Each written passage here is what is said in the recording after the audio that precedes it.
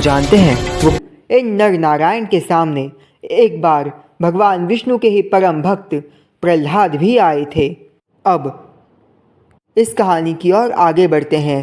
प्रहलाद जो कि भगवान विष्णु का अनन्य भक्त, वो विष्णु का अनन्य भक्त ही नहीं बल्कि नारद अर्थात मेरा ही शिष्य था।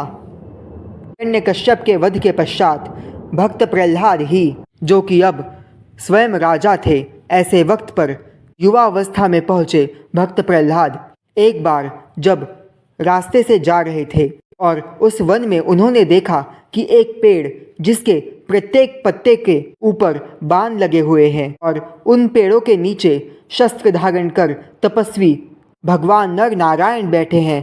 तब भक्त प्रहलाद के मन में आया कि ये नर नारायण अवश्य ही ढोंगी होंगे। तब भक्त प्रहलाद बहरूपिया प्रतीत होते हो तुम दोनों। हम वही है जिसे तुम कण कण में देखते हो।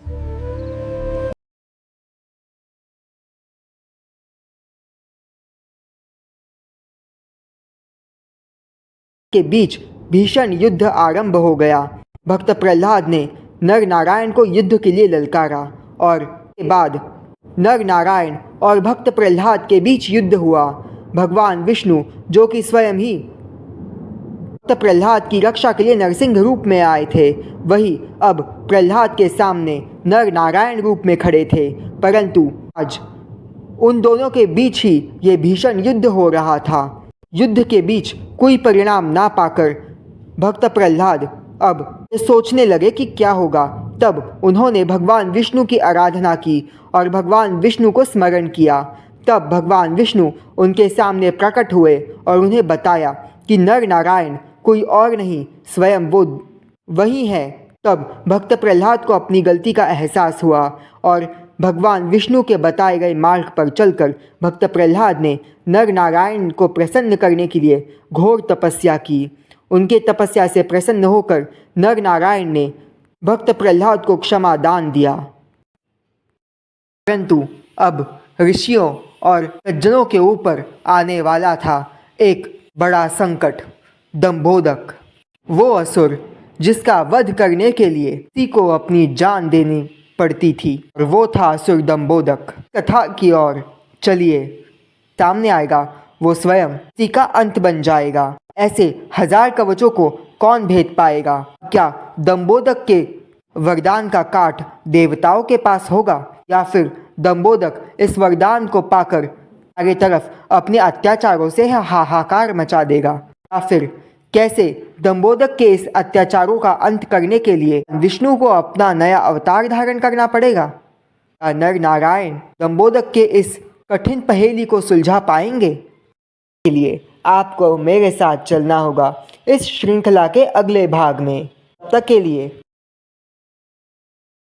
के बीच भीषण युद्ध आरंभ हो गया। भक्त प्रहलाद ने नर नारायण को युद्ध के लिए ललकारा और के बाद नर नारायण और भक्त प्रहलाद के बीच युद्ध हुआ। भगवान विष्णु जो कि स्वयं ही भक्त प्रहलाद की रक्षा के लिए नरसिंह रूप में आए थे, वही अब प्रहलाद के सामने नर नारायण रूप में खड़े थे।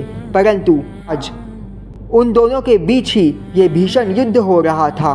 युद्ध के बीच कोई परिणाम ना पाकर भक्त प्रहलाद अब सोचने लगे कि क्या होगा। तब उन्होंने भगवान विष्णु की आराधना की और भगवान विष्णु को स्मरण किया। तब भगवान विष्णु उनके सामने प्रकट हुए और उन्हें मैं पर ब्रह्म हूँ गुरुश्रेष्ठ, मैं ही सत्य ज्ञान और धर्म हूँ।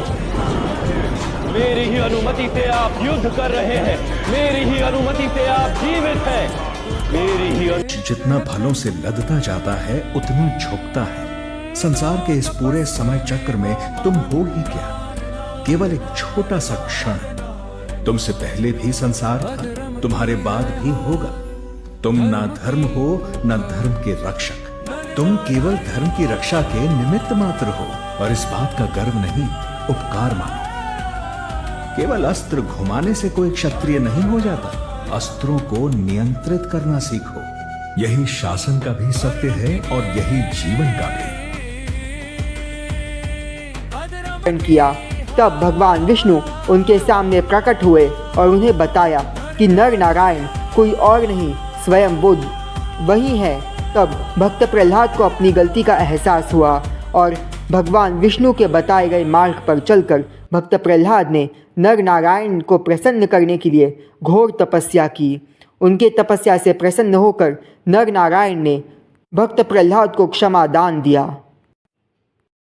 परंतु अब ऋषियों और सज्जनों के ऊपर आने वाला था एक बड़ा संकट, दंभोदक। वो असुर जिसका वध करने के लिए किसी को अपनी जान देनी पड़ती थी, और वो था असुर दंभोदक। कथा की ओर चलिए, सामने आएगा वो स्वयं इसी का अंत बन जाएगा। ऐसे 1000 कवचों को कौन भेद पाएगा? क्या दंभोदक के वरदान का काट देवताओं के पास होगा, या फिर दंभोदक इस वरदान को पाकर आगे तरफ अपने अत्याचारों से हाहाकार मचा देगा, या फिर कैसे दंभोदक के इस अत्याचारों का अंत करने के लिए विष्णु को अपना नया अवतार धारण करना पड़ेगा? नर नारायण दंभोदक के इस कठिन पहेली को सुलझा पाएंगे? के लिए आपको मेरे साथ चलना होगा इस श्रृंखला के अगले भाग में। तब तक के लिए